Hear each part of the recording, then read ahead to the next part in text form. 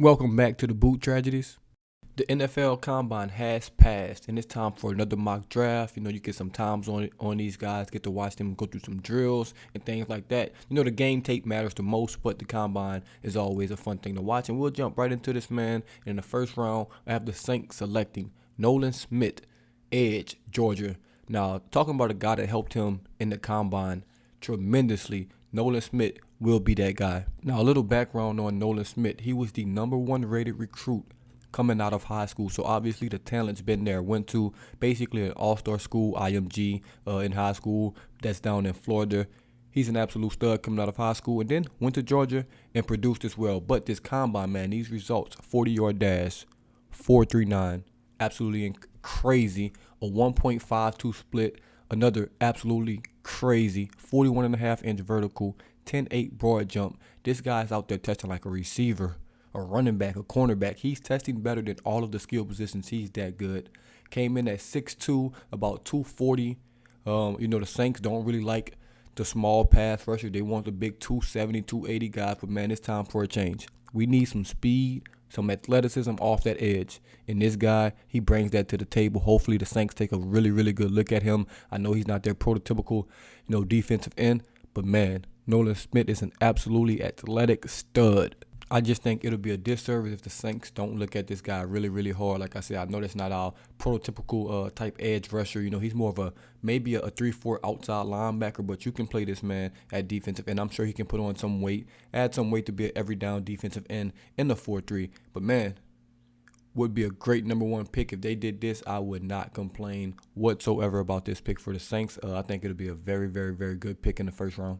And with the next pick, second round pick, I did trade back with this pick. Got Seattle's 167 pick in 40. They got our 167 pick and 48 pick, and the Saints received the 51st pick and the 83rd pick. I traded back, but I think right before me, somebody took Jahmyr Gibbs, and I was kind of leaning, towards a running back right there. So did trade back.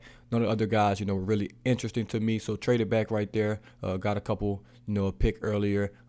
And with that pick, I took Siaki Ika, defensive lineman, Baylor. Now, what the Saints have been missing, or what the Saints almost never had, is just a big motherfucker. That's the best thing I can describe him as, and that's the biggest compliment I can give him, man. He's just a big motherfucker. He's 6'3", 335 pounds. He's going to be a hassle. He's going to be a hassle to block, a hassle, to get your hands on. You're going to have to double team him. You cannot block him one-on-one. The dude's too big, too strong, too explosive. That's a good thing for LSU. Obviously, that run defense last season, piss poor. Piss poor in the interior. The defensive tackles didn't really get the job done. Jashad Tuttle, David Onyemata, and company, to me, didn't get the job done. Actually, not to me, to everyone, they didn't get the job done. That was evident. The run game defense was just not there last season. And this guy, he can help with that. He's used to taking on double teams. I'm sure he's been doing it his whole life, double teams and triple teams. And, man, with this defensive line we have, if we bring Onyemata back, with Cam Jordan, if we have Nolan Smith, this mock draft on the edge, or Davenport Kane's back, or however it plays out, this guy would be a significant, need in that middle. A guy that's going to take on double teams, leave some guys on the outside one-on-one, leave David Onyemata a possibility being one-on-one.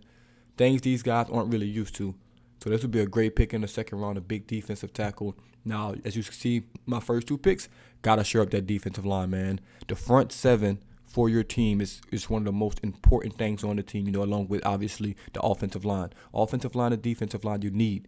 And with our linebackers, we're solidified there. Got to get that front four solidified as well. Next up, we got Darnell Washington. Now, I traded up to get him. Definitely traded up to get him. Got the 63rd pick from the Kansas City Chiefs. Gave them the 71st pick and the 148th pick. Had to trade up because this guy's probably going to be flying up draft boards now. You used to get him in the 80s. I don't think he'll make it that far. I think he's going to be a late second round pick, maybe an early third round pick at the latest. Another highly rated recruit coming out of high school. Went to Georgia. Played behind a top 5 tight end in the world. Not in college, in the world. In my opinion, Brock Byers. I've stated this before. This guy is a beast. He came in 6'7", 270 pounds almost. Arm length, 34 3/8. That's solid. The dude's long. He's lengthy. Man, he's built damn near like Zion Williamson. but he's more taller, more leaned out, more athletic. He ran a 4.6 40, and at that size, that's crazy. You basically got an undersized left tackle running a 4.6. A 1.5 split, that's crazy explosiveness. Somebody that size, 31-inch vertical, that's a pretty good vertical jump for somebody that's 6'7", in the arms he has. Broad jump, 10.2. Bench press, 21 reps of 225. Absolute stud, Darnell Washington. And I think these first 3 picks, if the Saints can hit these first 3 picks, Nolan Smith, Siaki Ika, and Darnell Washington, will be in the building. I would love to get a running back in those first 4 picks, but it just didn't turn out that way. And running back is one of those positions where you can get a guy later that get you the same production as the first guys. Now, with the next pick, we get Sidney Brown. He's a safety, kind of hybrid, plays in the box, a guy that I think we're going to need. I think we're going to need a safety this summer. And I think Sidney Brown will be a great addition. Looking at his combine numbers, he had a really, really good combine. Guy ran a 4.47 40-yard dash, another 1.51 split. 40 inches and a half vertical jump, 10.10 on broad jump, and also did 23 reps on bench press. Was a pretty strong guy.